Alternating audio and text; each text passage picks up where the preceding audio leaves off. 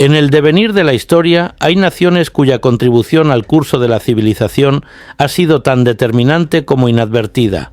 España, tierra de contrastes y de coraje, ha sido protagonista en momentos clave en los que el destino de Europa pendía de un hilo. Sin embargo, pocos pueblos muestran tan escasa conciencia de su legado como el español. Tal vez por pudor, tal vez por deformaciones ideológicas o quizás por la desmemoria inducida de una modernidad que rechaza sus raíces, España ha olvidado el papel crucial que jugó en la defensa de la identidad cristiana de Europa.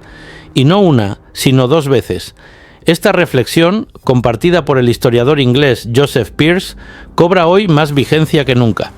En su artículo para The Imaginative Conservative, Pearce recuerda que España salvó la identidad cristiana del continente frente a dos grandes amenazas: la islamización a lo largo de la Reconquista y el comunismo durante la Guerra Civil del siglo XX, en ambas ocasiones a costa de un enorme sacrificio y sin esperar nada a cambio.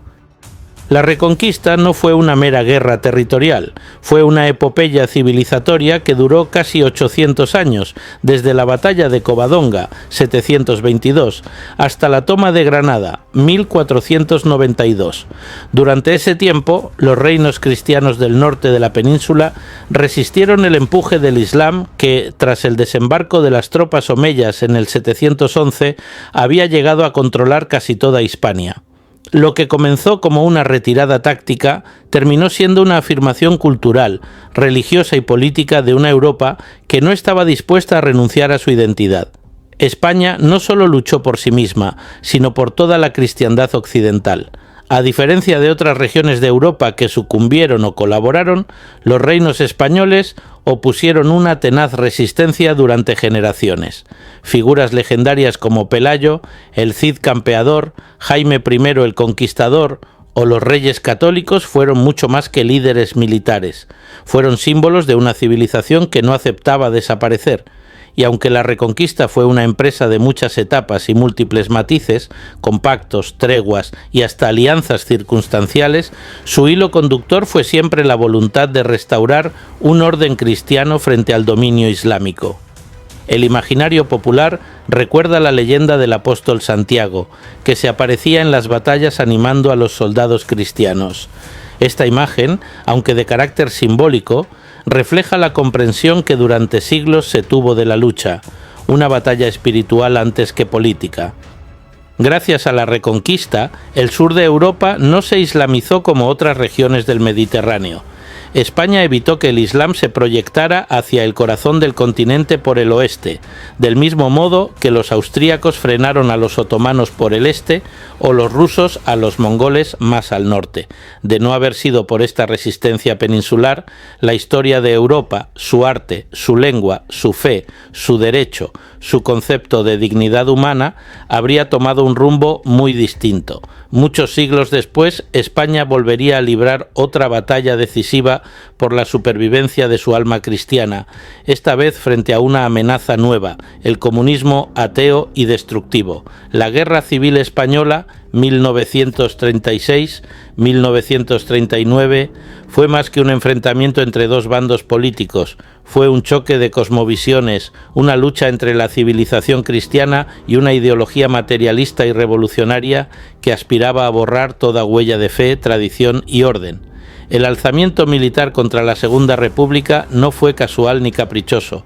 Surgió tras una creciente espiral de violencia, persecuciones religiosas, quema de iglesias y asesinatos de sacerdotes y religiosos. El poeta sudafricano Roy Campbell, convertido al catolicismo poco antes del estallido de la guerra, fue testigo del horror. Su propio párroco fue asesinado y los carmelitas que le acogieron en Toledo murieron a manos de milicianos. Para Campbell, como para muchos otros, la guerra española fue una verdadera cruzada, y como toda cruzada, tuvo mártires. Más de 6.800 miembros del clero católico fueron asesinados durante la contienda por el solo hecho de serlo. Monjas, seminaristas, obispos y sacerdotes se convirtieron en testimonio viviente del odio de una ideología que no toleraba la fe. A esta persecución, los católicos respondieron con fidelidad, resistencia y entrega. De hecho, muchos de los mártires de esa época han sido beatificados o canonizados por la Iglesia. La victoria del bando nacional evitó que España se convirtiera en un satélite de la Unión Soviética, lo que habría significado un cambio geoestratégico monumental en la Europa de entreguerras. Como apunta Peirce, si el comunismo se hubiera asentado en la península, el telón de acero habría cruzado los Pirineos y Europa occidental habría quedado desbordada por el este y por el suroeste.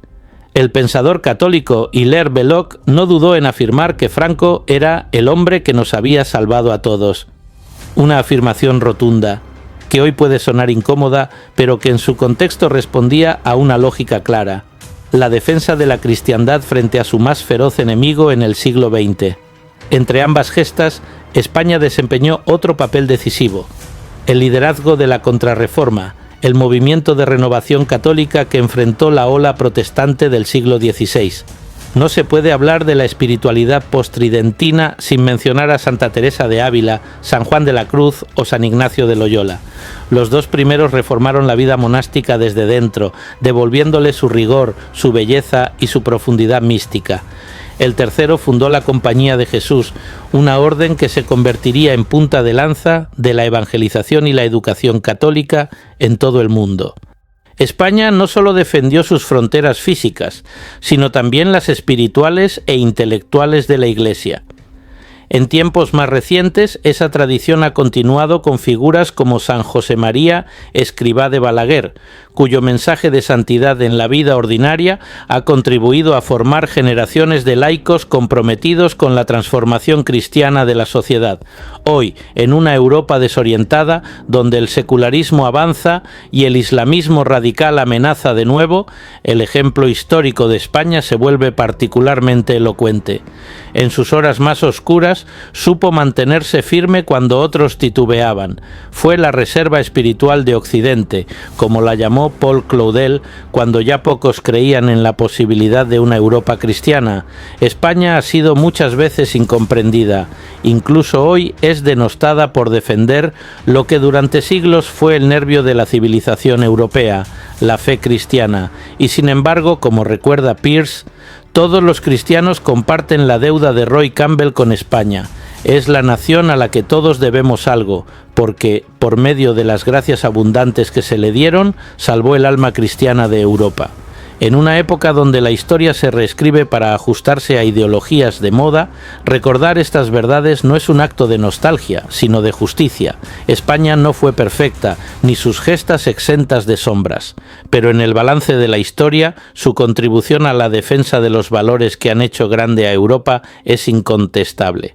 La Reconquista y la Guerra Civil, vistas desde esta perspectiva, no son hechos aislados, son capítulos de una misma lucha por la identidad, la libertad y la trascendencia, una lucha que en el fondo aún continúa.